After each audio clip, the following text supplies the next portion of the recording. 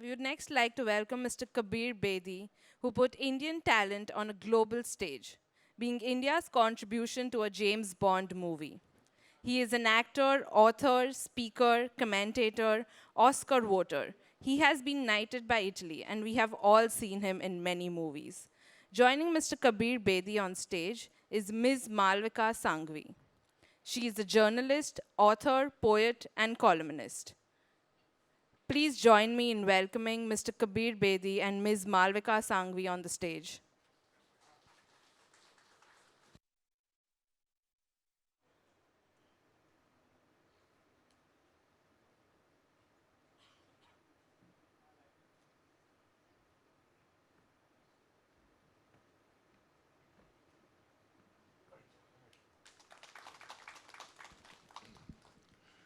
Good morning, friends. Good morning, fellow admirers of Imaginarium. This place is so fantastic at various levels. It's really a tribute to Nishith and his team that they've created something so futuristic, something so extraordinary in the standards that it sets and the environments that it creates that we are all proud of, Nishith. And it's a symbol of the new India, where we are trying to create institutions and structures of world class, and this is one of the best symbols of that new India. Congratulations, Nishith.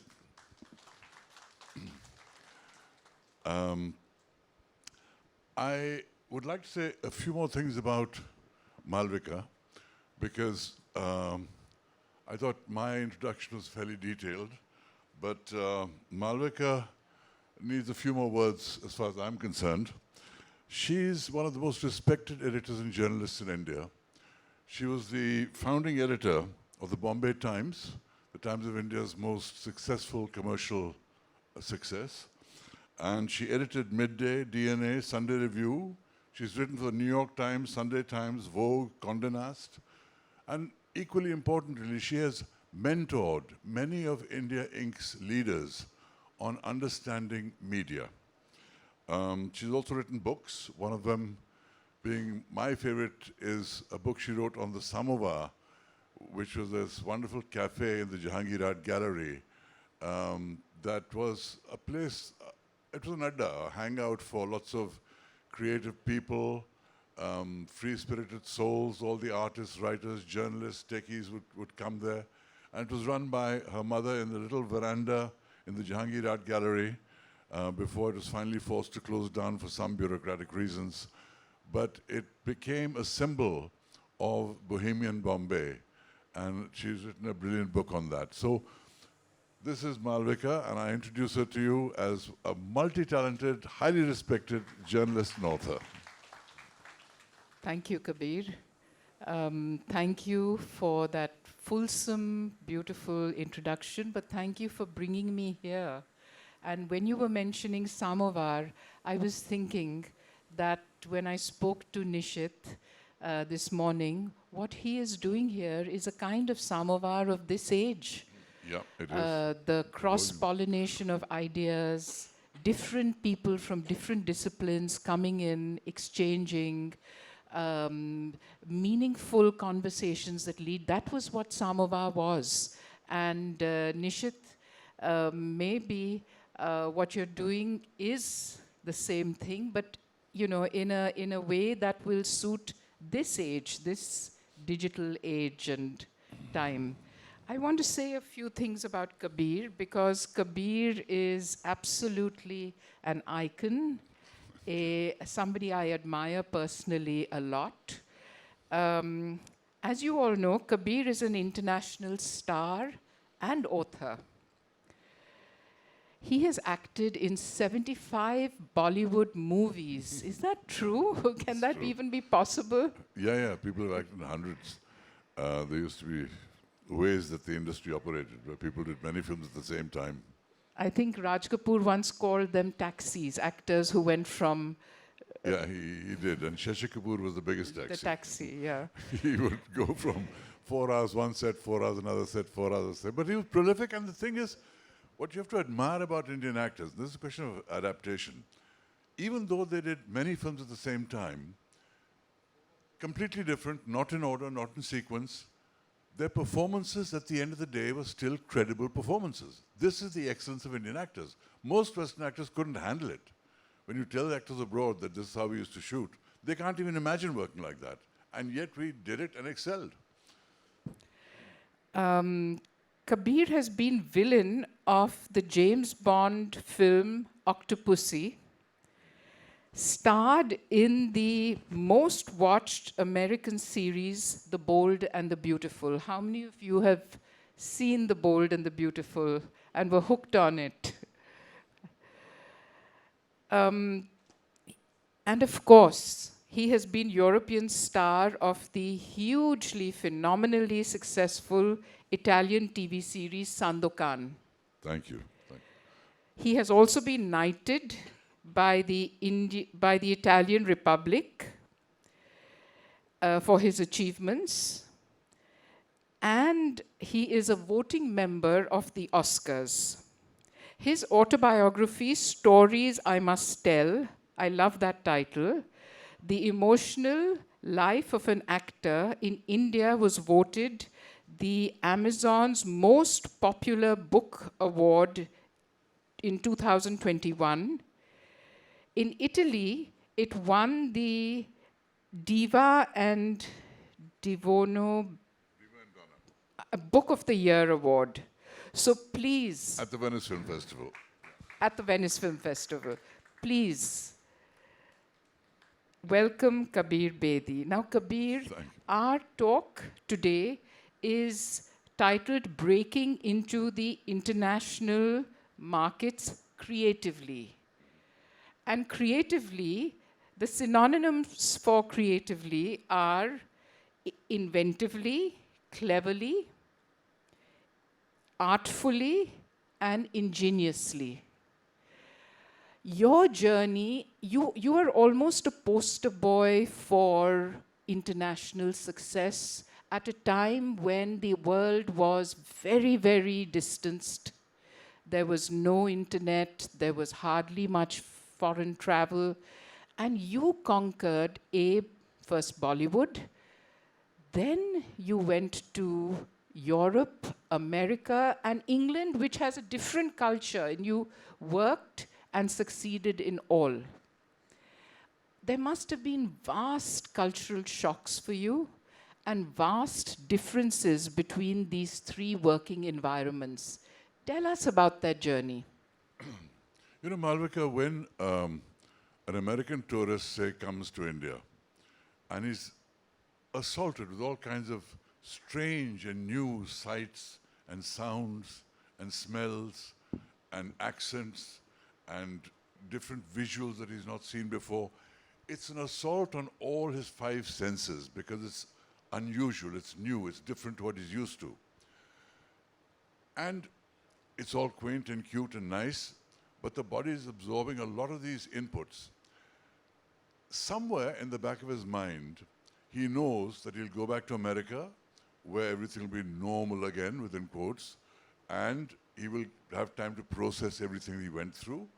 And this culture shock that he went through in India will sort of be okay once he's back on home ground.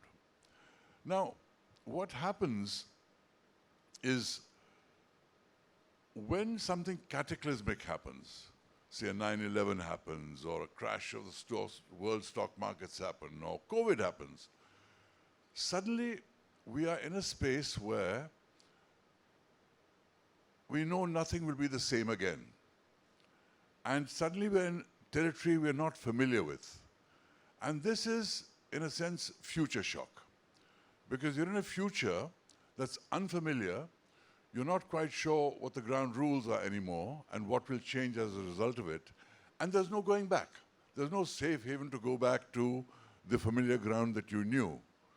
So future shock is a shock that has no recourse. You have to learn to adapt to it, learn to deal with it, learn to reinvent yourself in certain ways. Now, in doing this, and this is part of my journey because I began life in All India Radio, Delhi. All India Radio Delhi was a totally government culture. And I sort of cut my working teeth dealing with the politics of a government bureaucracy. And the first chapter of my book is actually about how I interviewed the Beatles and what they did with that interview and why I left. But you also were the product of a socialist India and a leftist background, which is Yes. very interesting also, because then your journey took you in very different directions. Yes. My parents were basically freedom fighters, and they gave up everything. There was never much money in the family, which is why I had to work my way through college by working for All India Radio while I graduated from St. Stephen's College, Delhi. But I came to Bombay, and I started working in advertising. For 5 years, I worked in advertising. First as the film chief of Lintas, then as the film and radio chief of Ogilvy and Mather. And those 5 years were my grounding in the corporate world, which was completely different to the offices of All India Radio. I had to relearn everything. I had to rework all my equations. The who's who, the etiquette, the way work is done, the way things are processed, accountability. I had to reinvent myself. And then I moved to film, which is a totally different environment. Again, and even more unfamiliar, because I came to it through the English theatre, and this was Hindi cinema. So I had to adjust from theatre to cinema, and then from English to Hindi. And these weren't easy transitions.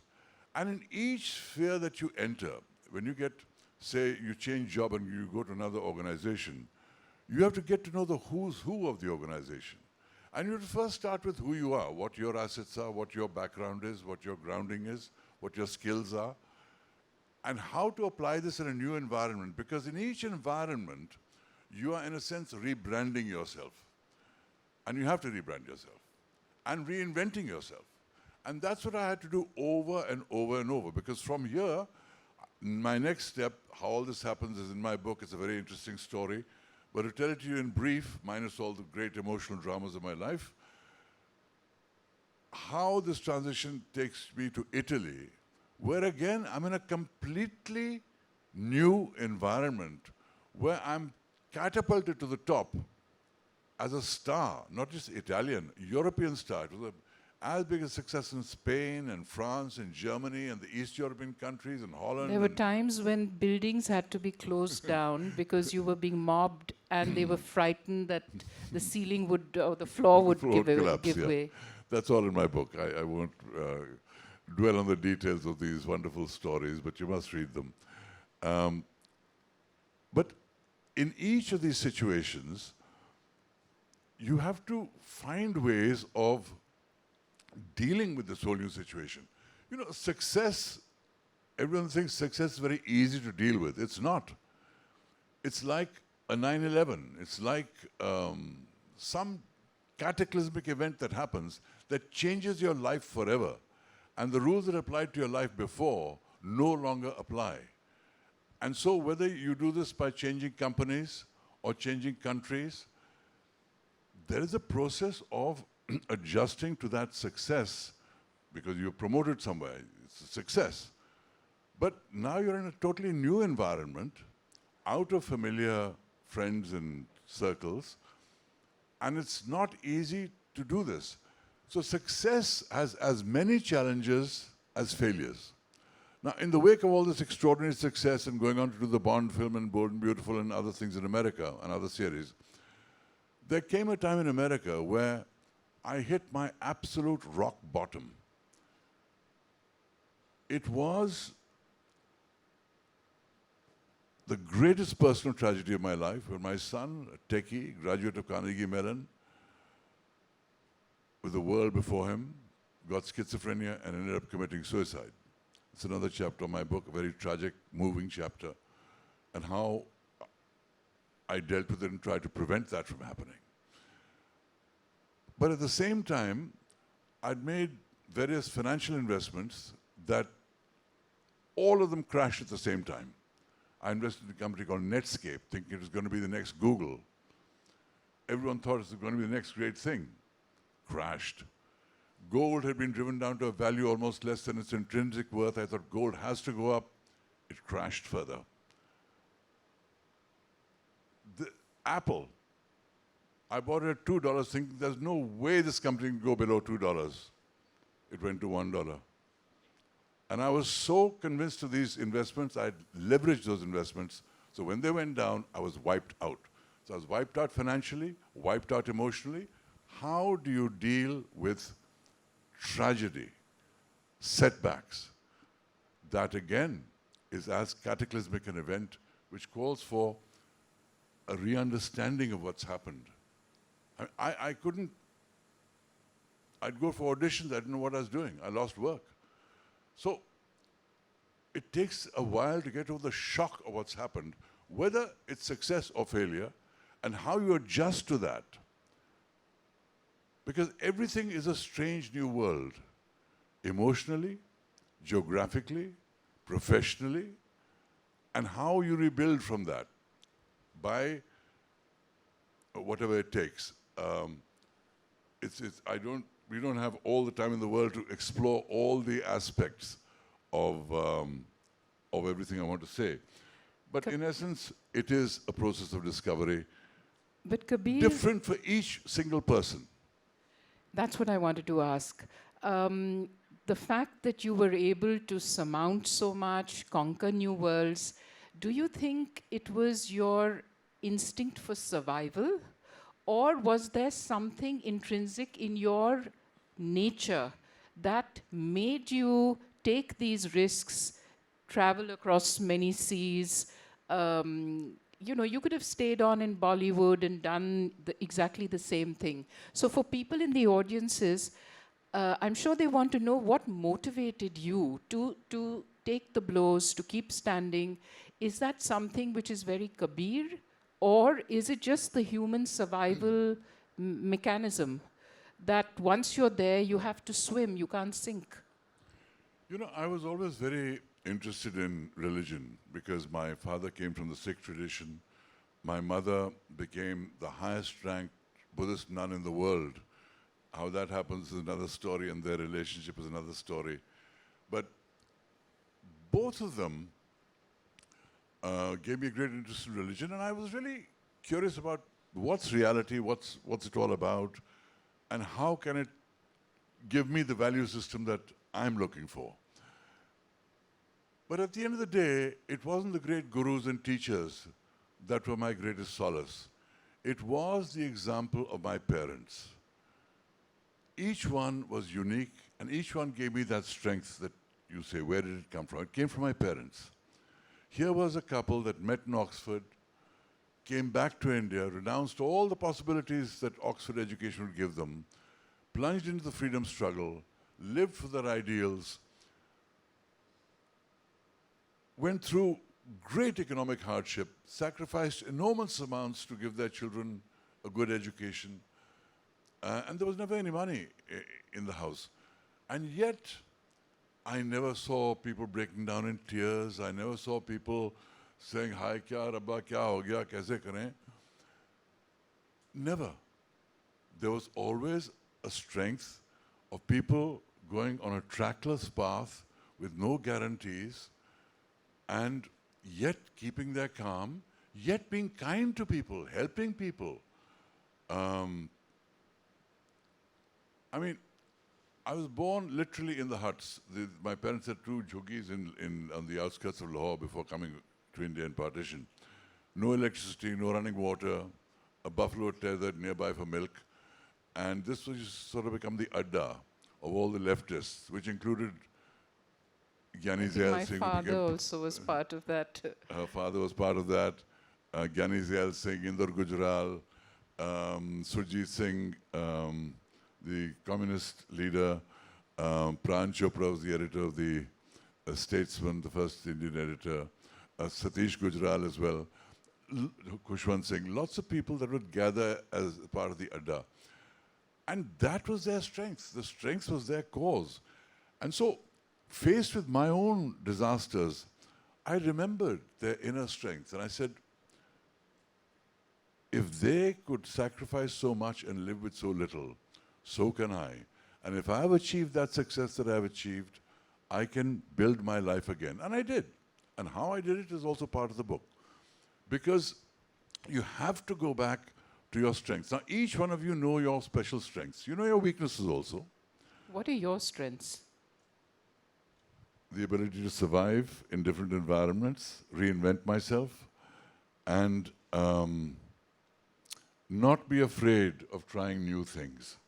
Because very often when there's success, you want to protect it, you want to be on a safe road. You're invested generally in status quo when you're successful. Yes, yes. And I've always, I don't know, perhaps because of the unusual lives my parents led, I was always inspired to take the path less traveled and see where that took me.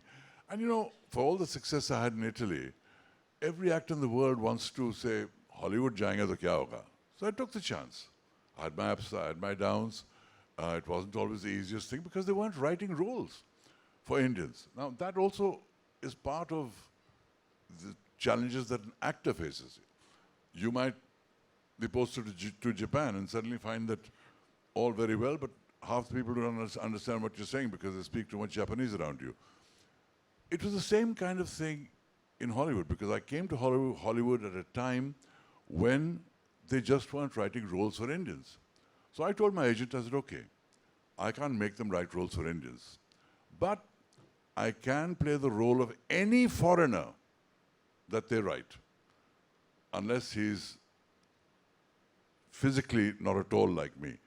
But give me European roles, give me South American roles, and I did. I played South Americans, I played Germans, I played Russians. I played all kinds of roles that were foreign, because there were no Indian roles, except for one, except for two. One was in the Bond film, I was cast correctly. I was cast as a Punjabi Sikh, which is what I am. And that was correct casting. And there was a soap opera called General Hospital, where they cast me as sort of typical Indian with a turban called Lord Rama, doing all kinds of strange things. So, apart from those, most of the other roles I played,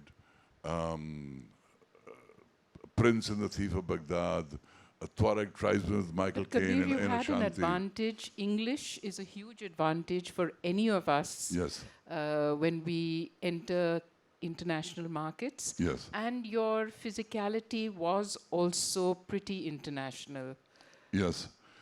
That's true. But when I did the series that made me a huge success in Italy, my great good fortune was that they agreed to shoot the series in English because it was a co-production between Japan, France, and Germany, and the only language they could agree on was English because they all had facilities for dubbing films from English into their languages, but not each other's languages. So I lucked out that I was able to shoot the series in English, which they then dubbed into Italian. Thereafter, I had to pull up my socks and learn Italian because knowing English wasn't an advantage in Italy. You had to learn to make films in a different language. So it's a question really of seeing what your strengths are, reinventing yourself in every way possible, and it's all a question of branding.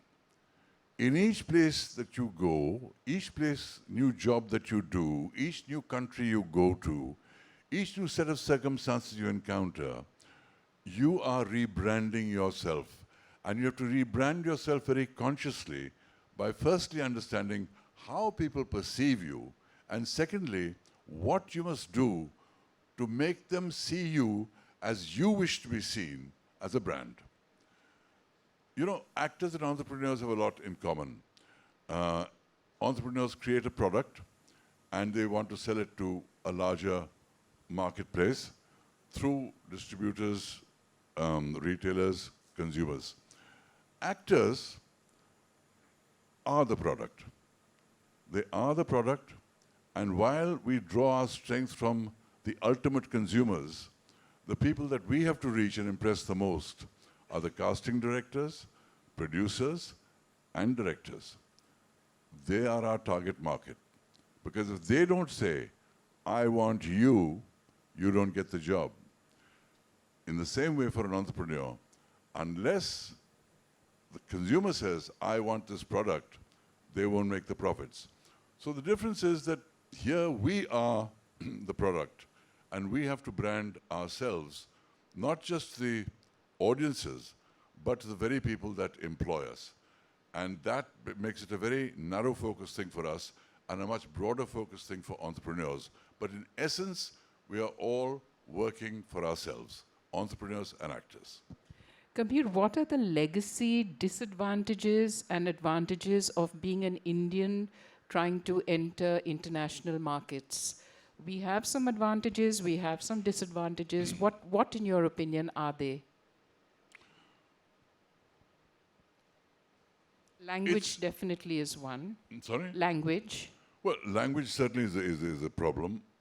And because, you know, we all speak English, but the English they speak in America, the English they speak in India, the English they speak in Japan and China are completely different languages. They're different intonations. If you speak to an American or a Chinese with the kind of slang English that you use among yourselves, you know, when you're coming to lunch here, they won't know what you're talking about. There's a kind of slang we use, shorthand slang, a certain tonality we use, which you're very familiar with, which is very comfortable for us. We have to change that because we have to change how we communicate ourselves to a very different audience. Also, different countries have different ways of expressing themselves. The Italian will look at, say, the Qutb Minar and say, good, good, good. The British will say, not bad. The Americans say, fantastic. People express themselves in different ways because those are cultural constructs. And understanding those cultural constructs in the new situations that we enter, and we all enter new situations, those are the biggest challenges. How did you get around those things? By listening, watching, and adapting. Many people say that go to America, adopt American accents. It's easier to communicate for them, and I don't blame them. I resisted that for 15 years that I stayed in America. I didn't take on the American accent, very deliberately. But it was so easy to do that because people understand you, you're one of the people, and you mix in better, and it's more... you just become one of them, in a sense, and that's always an advantage. People like to feel that Apna Banda is one of us, not some stranger with a strange voice. But again, I chose to brand myself as a foreigner, therefore I did not need to speak as the American. But each one has to make their own decision, depending on the changing world, the changing future, the future shocks they're dealing with, the cataclysmic events they're dealing with, because all of us at some point change companies, change sometimes professions, sometimes change countries. All these are exciting to think about, but they're great challenges. I think we are pretty much... One last question. Having traveled so far, conquered different new territories, does that change you? And what have you lost in the process? Well, it changes you in the sense you're not wiser for it because you realize what you did right. You also know what you did wrong because all of us make mistakes. And I am no exception. And believe me, in my book, I've talked about my mistakes probably more than I've talked about my successes because hearing a catalogue of successes can be quite boring. But in fact, I've dealt with the human aspect of failure as well. I think in fact, what I loved most about your book, Kabir, was that, as you said, it was not only about the successes, it was about your vulnerabilities, it was about the challenges that you surmounted. It was almost like a handbook for anybody who wants to navigate through a difficult life and a successful life. So we were supposed to see two short In summation, we're going to see two short videos, one after another. That will conclude our session. And then there'll be a later question-answer session with Shekhar and Carl and me and Malvika. And you can ask us any questions you want. But for now, we'll just leave you with the videos. Could you play the videos, please?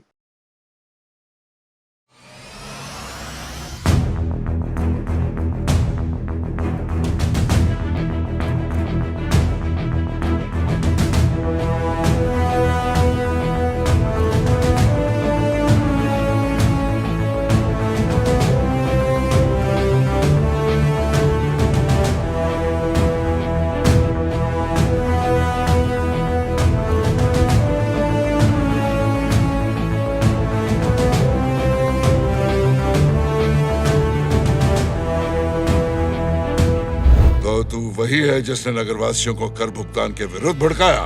इस युवा को इन अपराधों का दंड इसी समय मिलेगा, मरण दंड।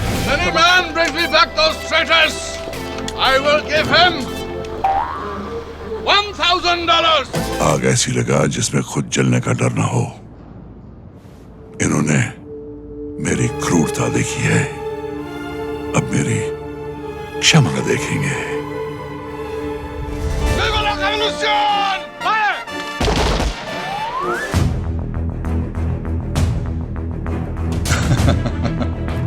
प्रेम तुझे निर्बल बना देगा मूजा। प्रेम नहीं, राज कर। Per restare in piedi, un filo di erba non deve piegarsi né al vento dell'est né al vento dell'ovest. सृजन का बेटा, सरमन सृजन का बेटा है। Farti una doccia, riposarti, quello che vuoi. Mohenjodaro तेरा, तमाम सिंधु भूमि तेरी। जिस कुमारी को निहारेगा वो तेरी होगी, लेकिन पहले शस्त्र उठा मूजा और बहा दे रक्त उस नवलोकिनी का, उस पुजारी का, सरमन का। Adesso puoi parlare, dimmi la verità. Te ne eri accorto? Avevo capito qualcosa. Vedi, Cettina, tu sei una donna Sì, lo so. molto bella e ancora giovane. Grazie. Io sono un uomo Sì. vecchio. Naturalmente tanto onorato dalle tue attenzioni, ma... Stringiamo, stringiamo. Devi decidere mo. Veloce, veloce. Mi vuoi o non mi vuoi?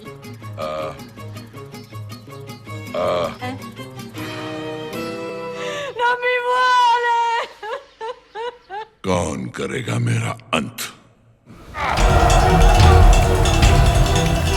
मुझे ले चल मुझे। सरमन, तू मुझे यहाँ कैसे छोड़ सकता है? सरमन, मुझे कैसे छोड़ सकता है? Fantastic! Let's book our tickets to magical Jaipur. Friends, welcome to our famous Trinidadian hospitality. Mumtaz Mahal, the Taj Mahal. You cannot die while it lives on. But at what cost? At what cost? Thousands of hands bent and broken. Thousands of eyes gone blind with reckoning. Thousands of bodies ground into dust. Thousands of lives swallowed up in our lives to purchase the dream of one man, one woman.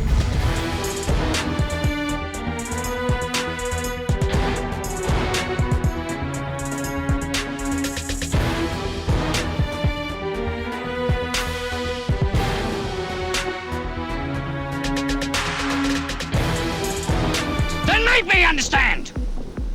Justify sending those children into slavery.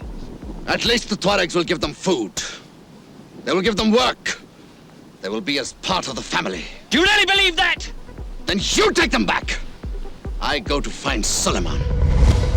Dad, please. You'll be fine, son. Just fine. I'll be close to you wherever you are. I love you. Love you, Dad.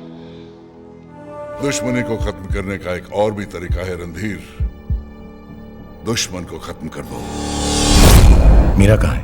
वो क्या है ना काली, मीरा बहुत प्यार करती है तुझसे। यहाँ होती तो तुझे और तेरे बाप को मरते देख नहीं पाती।